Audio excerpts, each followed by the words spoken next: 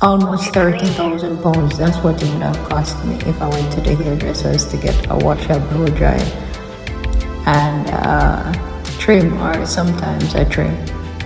But in the last 20 years living in London, it's cost me approximately about £7,500 because I bought my own products and took the time to actually do my hair myself. On average, a wash and blow dry is basically the same. It's doubled. Some places, it depends on where you go, it can go as high as 60 odd pounds now, but let us just assume that it's like 20 pounds. If you did that every week, or 30 pounds every week for the last 20 years, you're looking at spending 28,800.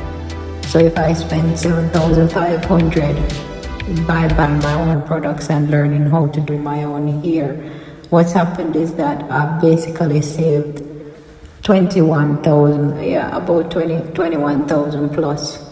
And I've gotten the opportunity to use that for other things. So I challenge you guys, on the savings challenge. How are you saving money with your hair? Comment and let me know, and share it with the rest of the audience.